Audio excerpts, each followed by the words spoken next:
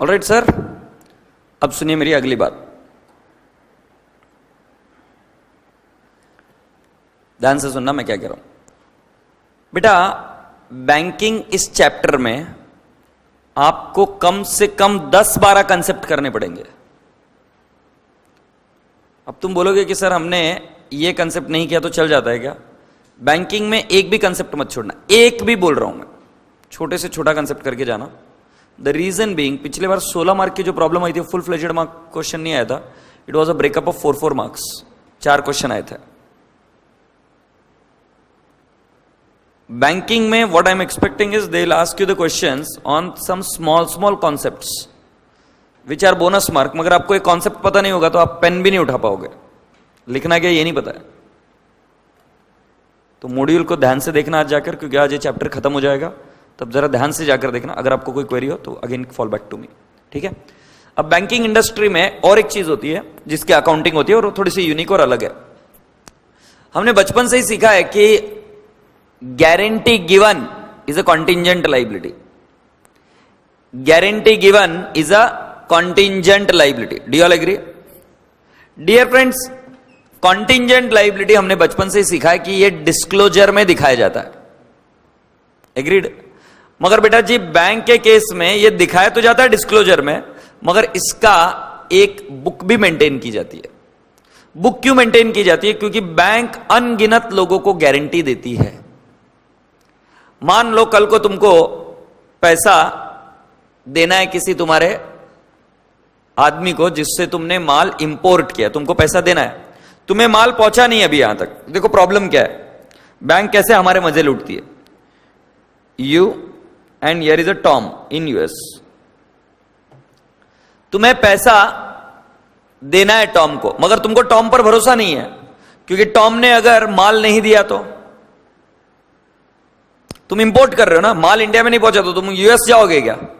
Tom पैसा दे, और suppose मान लो चले भी गए यूएस, तो उधर क्या उखाड़ लोगे उसका? तो प्रॉब्लम है यार। इससे अच्छा क्या करो, तुमने वस्तु को देखा, तुम यहां से पेमेंट करते हो, एग्रीड, मगर तुम्हें डर है यूएस में कि कहीं टॉम ने माल नहीं भेजा, तो टॉम को डर है कि ये माल भेज दे, उसने पैसा नहीं भेजा, आपने पैसा नहीं भेजा, तो टॉम बोलता है काम करो, तुम मुझे पैसा मत दो, तुम मुझे बैंक गारंटी दे दो, राइट। अब आप है ना जो है, अब लिख लेते हैं कि राम की बैंक है एसबीआई। राम एसबीआई के पास जाता है और बोलता है कि देखो वो टॉम मुझे माल भेजने वाला है, तुम मेरे बिहाफ पे उसको गारंटी दो ना, तुम्हारी तो यूएस में भी ब्रांच है, तुम गारंटी दो ना उसको लिख करके, इस आदमी को माल भेज दो, इधर सक्सेसफुल रिसीट आने के बाद में, माल आने के बाद में आपको वहां से पैसा रिलीज हो जाएगा। एसबीआई बोलती मैं क्यों करूं? एसबीआई का कोई पैसा नहीं लग रहा, तुम लोन मांगने नहीं जा रहे थे, तुम सिर्फ कह रहे हो कि मेरा रेफरेंस दे दो, उसको कह दो कि मैं पैसा पहुंचा दूंगा, क्यों चिंता कर रहे हो तुम माल भेज दो। एसबीआई बोलती मैं क्यों करूं? तो फिर उसको कुछ लालच देनी पड़ती है। तो राम एसबीआई को लालच देता है कि देख मेरे भाई, तू लिख कर दे दे, उसको गारंटी दे दे, मैं तेरे को गारंटी देने के कुछ पैसे दूंगा। That is called as commission given for giving guarantee.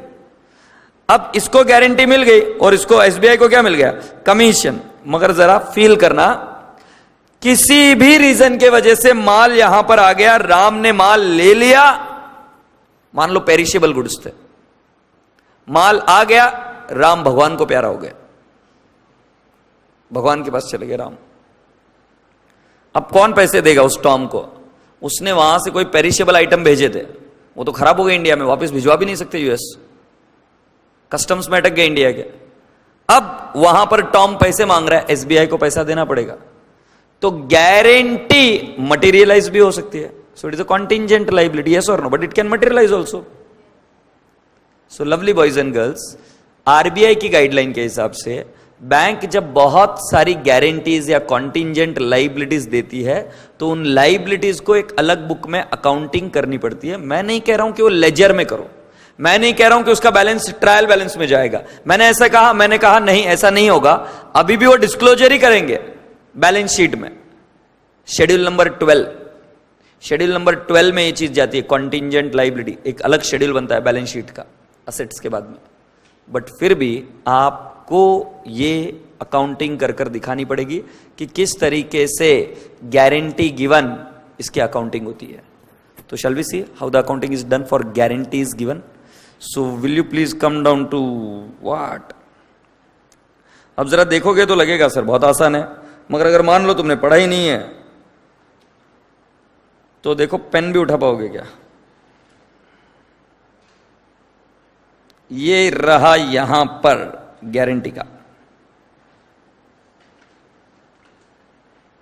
कहां गया भाई गारंटी. ये रहा एक्सेप्टेंसेस एंड एंडोर्समेंट्स.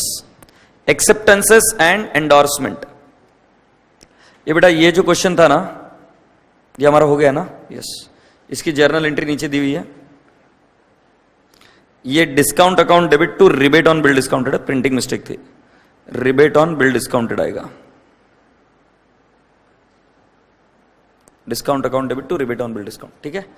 अब ये देखो एक्सेप्टेंसेस एंड एंडोर्समेंट की accounting entry. Acceptances and endorsement. When bank accepts or endorses on behalf of its customer, that is bank undertakes a liability towards the party which agrees to receive such bill, the bank has corresponding claim against the customer on whose behalf it has accepted or endorsed the bill. इसका मतलब bank बीच में है, इधर Tom है और इधर राम है. Right. Ram के बिहाफ पर बैंक ने लाइबिलिटी स्वीकार कर ली और राम उसको क्या देता है. Commission. Are you getting my point. Bank को इसको पैसा देना है और राम पैसा देगा इसको. Acceptances and endorsement. एंडोर्स किसको कर रही है. बैंक एंडोर्स कर रही है राम को. वो कह रही है कि राम पैसा दे देगी, मैं एंडोर्स कर रही हूं, मैं लिख कर दे रही हूं. हाँ या नहीं. एंडोर्समेंट. एक्सेप्ट कर कर एंडोर्स करना कि राम पैसा दे देगा. Disclosure. Such liabilities which are outstanding at the close of the year and the corresponding assets are disclosed as contingent items. तो उसका अकाउंटिंग कैसे होता है. Directly come down to this part. Concept question number 6. Bharat bank limited provides you with the following information rupees in lakhs. Acceptances, endorsement and guarantee. इसको credit balance होता है ऐसा assume करो. एक्चुअली होता नहीं है मगर अज्यूम करो कि इसको क्रेडिट बैलेंस होता है. So this will be shown on the credit side. कोई लिखेगा नहीं, पहले समझेगा. Credit side. अब बेटा गारंटी है. अब क्या होगा. गारंटी कभी ना कभी तो मैच्योर होगी, कभी ना कभी तो ऐसा वो समय चला जाएगा कि उसके बाद में बैंक बोलेगी ठीक है तुम उसको पेमेंट कर दो. राम ने पैसा दे दिया टॉम को, बैंक का गारंटी जो दिया था वो एक्सपायर हो गई क्योंकि टॉम को पैसे मिल गए और राम ने पैसे दे दिए. I hope you are getting my point. इस सिनारियो में जो आपकी ओपनिंग लाइबिलिटी है वो लाइबिलिटी खत्म हुई. ऐसा भी हो सकता है राम ने बोला मैं पैसे नहीं दे रहा हूं. राम ने पैसा नहीं दिया तो बैंक को पैसा देना पड़ेगा. उस केस में customer has not discharge, Ram has not discharge the liability. Who has discharge the liability. Bank. तो भी लाइबिलिटी तो कम हुई तो लाइबिलिटी को क्या करेंगे. डेबिट. तो जरा ध्यान से देखो. पहले आपको ओपनिंग बैलेंस दिया जाएगा और अगर करंट ईयर में आपने और किसी व्यक्ति को गारंटी दी तो वो भी आएगा.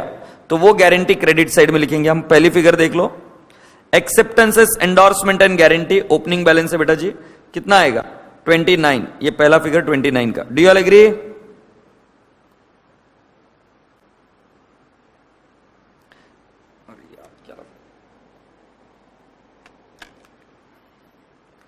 तो पहला फिगर 29 क्रेडिट साइड आएगा. चलो नेक्स्ट फिगर बताओ मुझे कौन सा है. During the year 12-13 acceptance and endorsement and guarantee. ये नई गारंटी है तो कौन से साइड में लिखेंगे. क्रेडिट साइड में. तो ये देख लो मैं ऐसे बता देता हूं 29 और फिर क्या 88. Bank honour the acceptances. Bank को डिस्चार्ज करनी पड़ी कुछ एक्सेप्टेंसेस. कोई दिक्कत नहीं. ये क्या होगा. लाइबिलिटी तो कम हुई ना. डेबिट. फिर क्या है 20 क्लाइंट ने पेमेंट कर दिया. बैंक की गारंटी तो खत्म हो गई ना. तो क्या करोगे 20.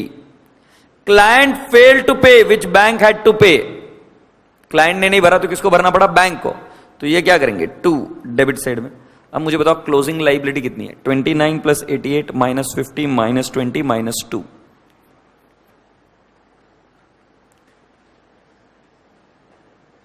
कितना 45.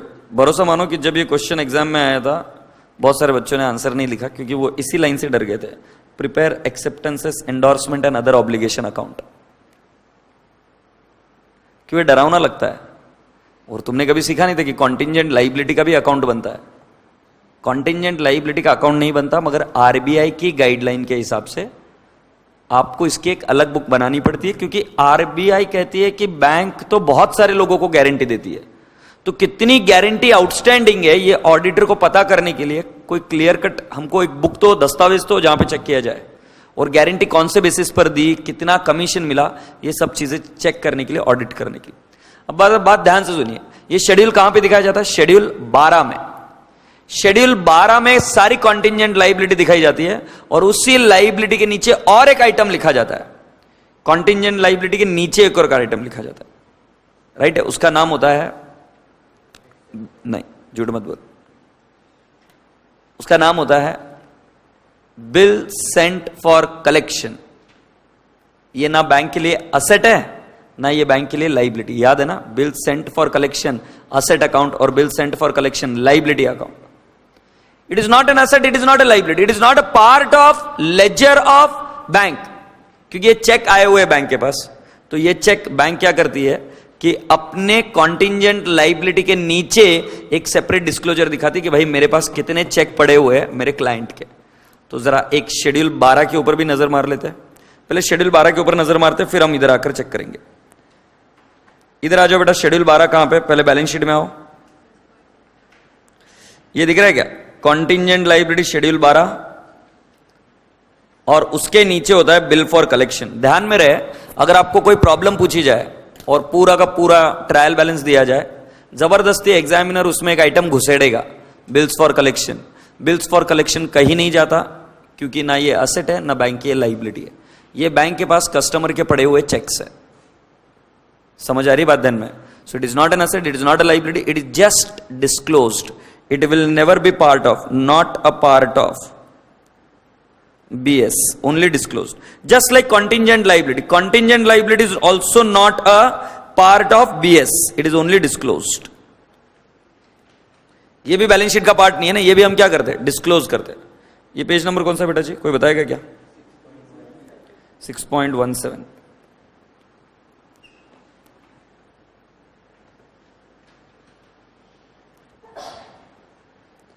ठीक है, जरा आपको नीचे लिए चलता हूं। Boys and girls, come down to the schedule number 12, contingent liability. इन सारे फिगर्स को आपको याद करना पड़ेगा।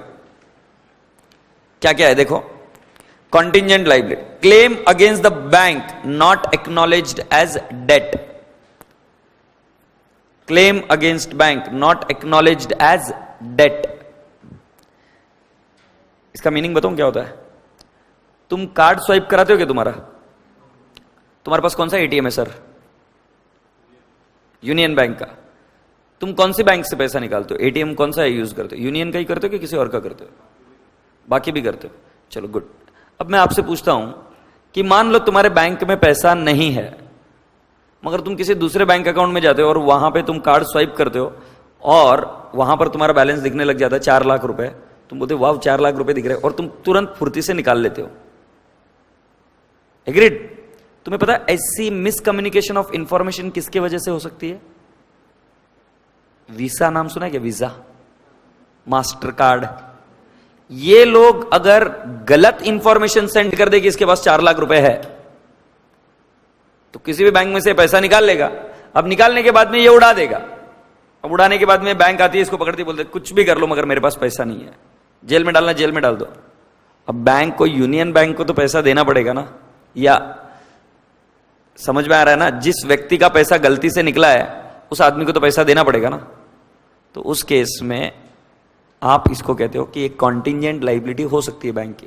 बैंक अगर नेटवर्क चैनल से गलत इंफॉर्मेशन सेंड कर दे जिसके वजह से पैसा निकल जाए, तो बैंक उसको कॉन्टिंजेंट लाइबिलिटी दिखाती। कैसे? ऐसा हो सकता है कि कोई व्यक्ति बैंक के ऊपर क्लेम रेज करे, मगर बैंक कहे हम ये क्लेम को स्वीकार नहीं करते, तो उसको तब तक क्या बोलेंगे जब तक स्वीकार नहीं करेंगे? Contingent liability.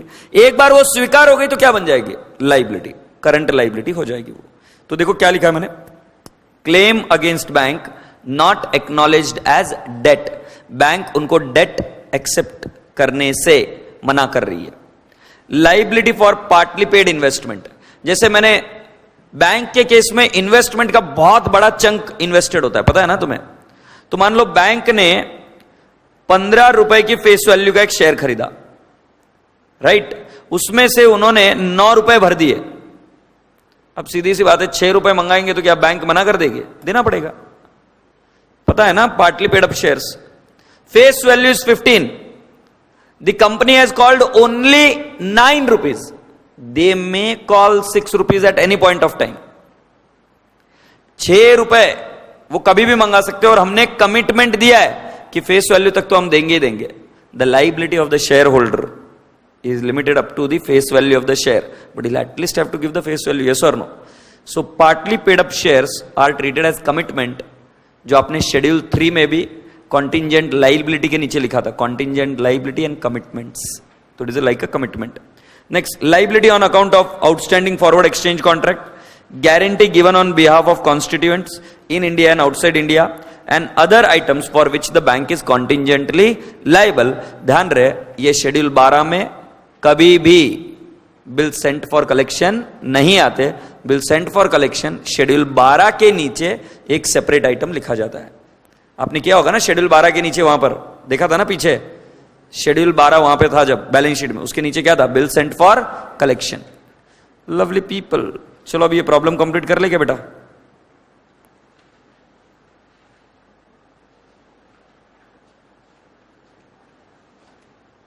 ये प्रॉब्लम कंप्लीट करो।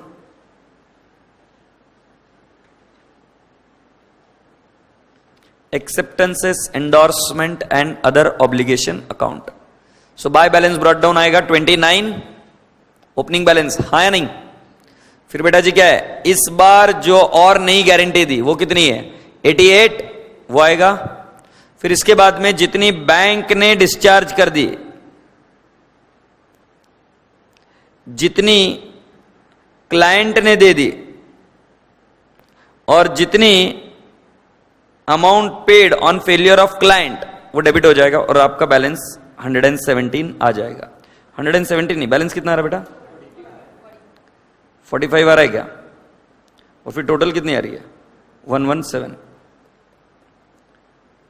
ठीक है, ये आपके मॉड्यूल में क्वेश्चन है। इसको हम प्यार से बोलते हैं AEO account. AEO account, AEO account, acceptances, endorsement and other obligation account.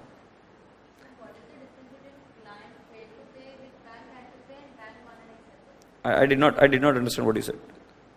Sir, bank honored acceptances. हाँ And client failed to हाँ pay हाँ back. हाँ हाँ हाँ हाँ। See, she is asking me the question, sir, what is the difference between bank honored and the client failed to pay and bank had to pay? Right? There are two things. One is, suppose there is a bank outside India whom I say you please make the payment to them, I am sending the money to you. Bank बोलती है मैं पैसा क्यों payment करूं? उसमें bank guarantee नहीं दे रही है, मैं उनको पैसा दे रहा हूं, वो ले रहे हैं मुझसे और वो पैसा उधर पेमेंट कर रहे हैं, उसके लिए मुझसे कुछ कमीशन चार्ज कर रहे हैं। उस केस में bank honoured the commitment because they had earlier taken the money from me, now they have honoured the commitment there. In that case it was not a pure guarantee, I gave them the money and they paid there. सट्टा खेलते हो क्या? सट्टा खेलते हो क्या होता है? ऐसा कोई ऐसा प्रॉमिस करता है, देखो एक सट्टा खेलने का तरीका क्या होता है, प्रॉमिस करते हैं कि मैं सट्टा लगा रहा हूं 40,000 का, तो वो तुम्हारे नाम पर सट्टा लगा देता है। एक ये तरीका हो। एक तुम क्या करते हो, 40,000 रुपए देते हो और फिर सट्टा लगाते हो। अगर कोई छोटा मोटा पार्टी जाता है ना तो उसको एक्सेप्ट नहीं करते, वो पहले 40,000 रुपए डिपॉजिट करता है फिर सट्टा लगाने को बोलते हैं उसको। कोई बच्चा जाके बोलेगा मुझे सट्टा लगाने का, नॉट अलाउड। उसे बोलेंगे भाई पैरा रोकड़ा रख और फिर सट्टा खेल, तो वही चीज है। तो उसमें अगर बैंक ऑनर्ड द कमिटमेंट है तो उसके में क्लाइंट से पहले ही पैसा आ चुका था, अब बैंक ने ऑनर कर दिया, बस बात खत्म। Is that okay? Fine. Have you done till this point? Now it's time that we go for a small break.